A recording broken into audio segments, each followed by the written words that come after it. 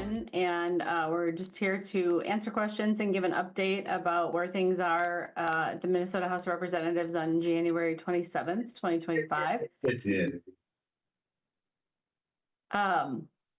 Representative Damath and I got back to the negotiating table after the Minnesota Supreme Court ruled on Friday that a quorum is 68. It was good to get that ruling. Bad that we had to go to court to get that ruling, bad that we had to go to court to get back to the negotiating table. Though I did make an offer prior to resolution of the court case to Leader Damath. And so we got the ruling on Friday. And so we had some conversations via text and via intermediaries on Friday evening.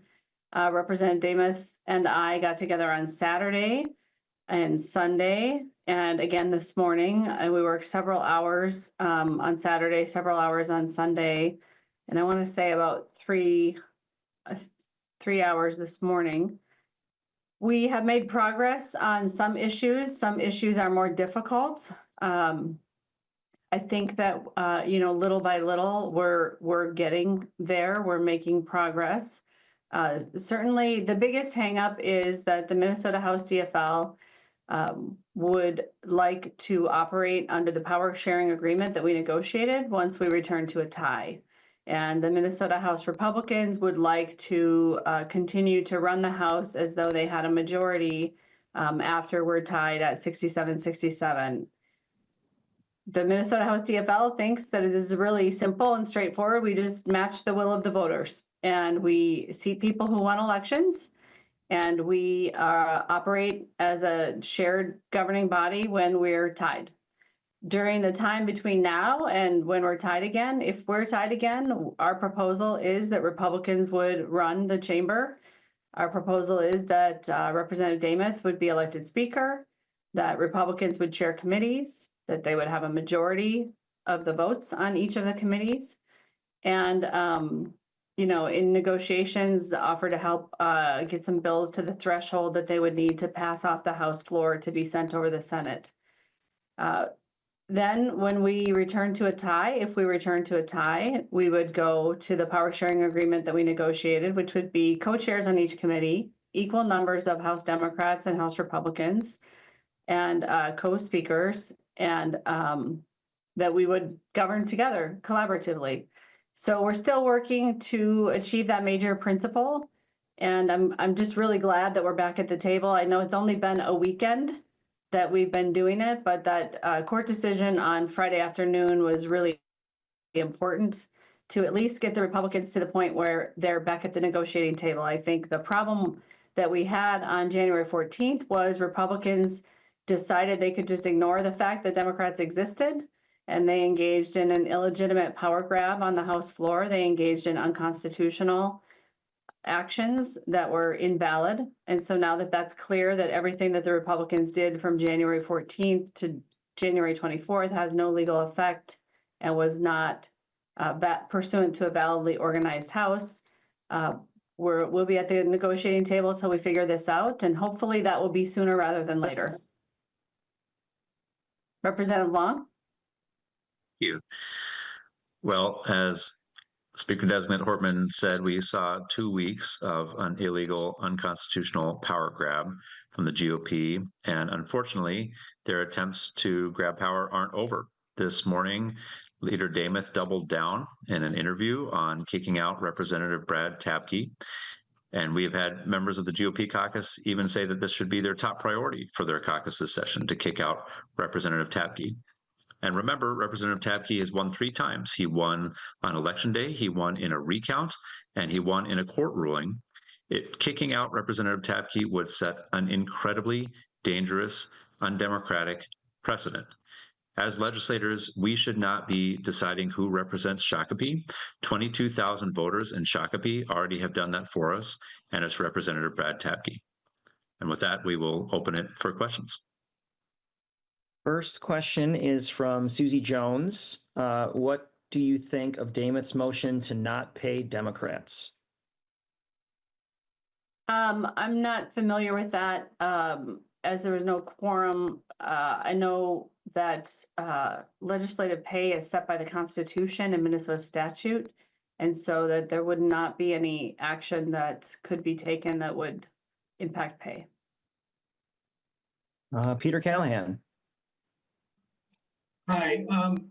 Do you believe that Republicans have the votes to not seat Representative Tabke? And if you don't think they have the votes, why are we still talking about that? A, and B, then the power sharing reestablishment after the Roseville election appears to be the primary and maybe the only major issue. Is that correct?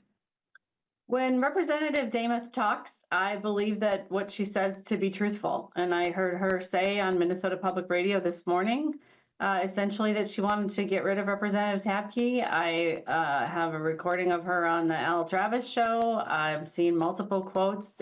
She has been consistent throughout that the House GOP caucus would like to get rid of Brad Tabke. I don't have anything in writing that confirms for me the supposition of some in the media that the Republicans don't have the votes to get rid of Brad Tabke. If I had something in writing from Representative Demuth that I could count on, that would certainly help in resolving the issues that would get us back to the Capitol. We've had a lot of good conversations over the last 3 days, Representative Demuth and I do think we're making progress. And I do understand that the House Republican caucus make a decision on this issue sooner because the court's decision didn't come out until the first day of session, which was, already a busy and consequential day. So I understand that they needed some time to review it. I also understand that their candidate didn't decide until Friday to not pursue his appeal to the Minnesota Supreme Court. So even though it feels like we've been talking about this for forever, sort of the legal status of things is very recent. The decision on the Tabke case, January 14th. The appeal period ran January 24th. Here we are on January 27th. I think the House Republican caucus is still processing and determining where they can get in an agreement, if they can get anywhere. And we're working on that issue, but it is not resolved. Thanks. Danny, Care 11. That was kind of my question too about Tabke. Just we heard again today that they're reviewing it. Is this just going to be the sticking point? I mean, how long can it go? I guess they continue to say the same thing. Are you getting any movement on any assurance from them? Which I know you just kind of answered. We're having good conversations. Mary Murphy. Hi, thank you.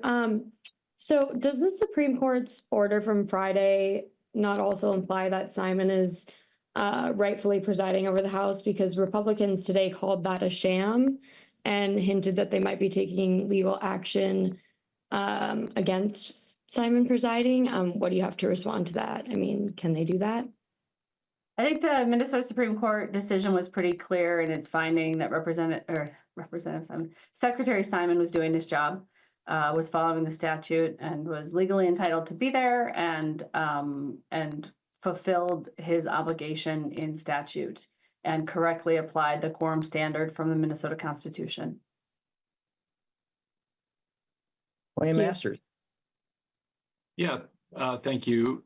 Just interested here, is this going to be, you have to have something in writing before you show up here from Representative Demuth, or how long do you see this kind of back and forth going before you would get something that would satisfy your needs? Well, I think both of us have a pretty fat file right now of offers that have gone back and forth. I think that the last offers have been about 3 pages in narrative and 9 pages in proposed agreement. So, I was just trying to count how many offers have gone back and forth. Several. I think we might be up to 10 total, with GOP and DFL just since January 13th, not counting the things that happened before that. So, we're working on sheets of paper, and in a way, this is good practice, right? At the end of session, we have to have agreement on a Minnesota state budget that is tens of billions of dollars. And the agreement between the Democrats and the Republicans in the Minnesota House regarding power sharing is much less complicated than the state budget. So, we're getting the practice, the rhythm down pat of exchanging written offers, explaining our positions, trying to be patient and understanding with each other's perspectives, using third parties who are nonpartisan to help maybe elucidate different issues, come up with different ideas that the two of us aren't thinking of. So, we're having good conflict resolution practices getting developed that maybe will serve us well towards the end of session. Corin. How likely is it that we're going to be doing this for, well, a month and a half until March? I don't think it's very likely. I think both Republicans and Democrats are anxious to work together. And I think the Minnesota Supreme Court decision clarified things for both Democrats and Republicans. We kind of know where the white lines are spray painted on the field. And, hopefully with 3 days behind us, hopefully with less than 3 days in front of us, maybe we'll get to an agreement. My hope would be for sure by the end of the week, if not tomorrow. Michelle. Sorry, you just kind of answered my question, but so just to clarify, do you have an estimate for when Democrats will be back at the Capitol, just based on the conversation so far? We're having good conversations, Leader Dameth and I, and my hope is sooner rather than later. Susie Jones asked, what's the biggest sticking point? Respecting the will of the voters in Shakopee and statewide, and just governing as the voters sent us. In November and December, we spent quite a bit of time talking about how can a tied House function without tying itself in knots and constantly being in conflict. And we developed a lot of different mechanisms and, had a pretty fulsome power sharing agreement because we understood that a tied House is very rare. And we've got to have dispute resolution figured out to make it work. So we're working. I'll just add that I think for the public, if you ask them, how do you govern in a tie? You say you have to work together. And the Senate faced this exact same question. They were in a tie and saw that there were going to be shifting numbers over time. And they said, when we're in a tie, we're going to co-govern. When somebody has more votes, then they're going to be able to be in charge. It isn't really that hard. It's very common sense. The Senate GOP accepted that, but so far the House GOP has not. Ryan Faircloth. Yeah, are you willing to budge on either the speakership structure or the committee structure? Well, when you say budge, that little word budge has a lot in it. Our basic principle is shared power means equal 50-50. And so we have a blueprint of what that looks like, and we're working to get agreement on that. I think what I'm looking for are things that can make the 7-week period where Republicans would function as a majority meaningful, like bills get passed. We propose that they keep the oversight committee for permanently, even though that's not on our list of agreed committees. We propose that they have a permanent chair on that position in that committee, that they have a permanent majority on that committee. And maybe there may be some other things that can remain from the 7-week period where they would function as a majority that would last through the 2 years, that would allow them to respect the principles of co-governance when we get there, when we get to a tie. All right. Austin Erickson with WDAY Radio. Why should House DFLers boycotting the session take their full paycheck? Minnesotans who go to work wouldn't be able to do part of their job and get their full paycheck. We are doing all of our jobs. All of our job is to represent our constituents. And one of the things that our constituents do is they vote in elections. And we think that their votes should count. And we think that the results of lawfully elected elections should count. So the work that we are doing in denial of quorum is work to preserve voters' power and the rule of law in Minnesota relating to elections. We're also doing other work in our districts. And so we're working just like everybody else does when they have a job. Tom Hauser.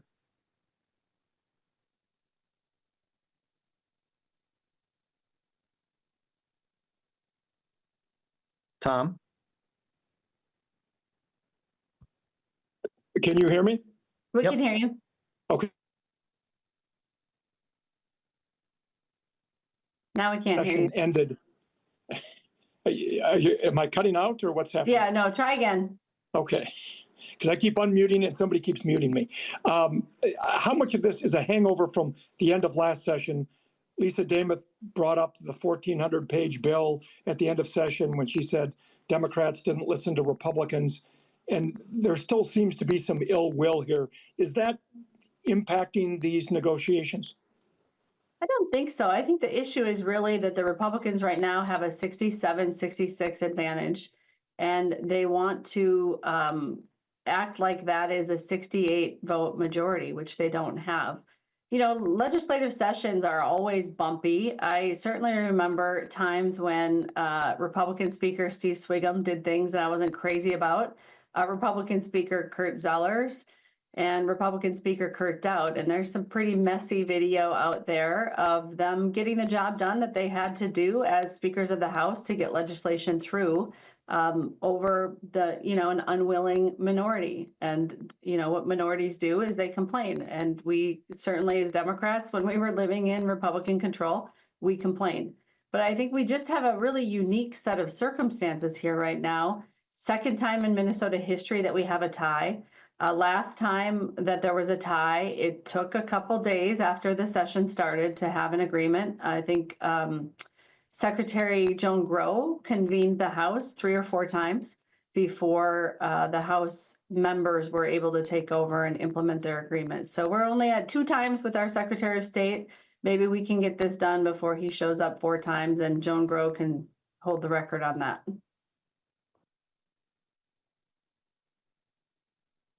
Okay, I'm not seeing any other questions, so I think we can wrap up there. Thanks, Thank everyone. you. Bye.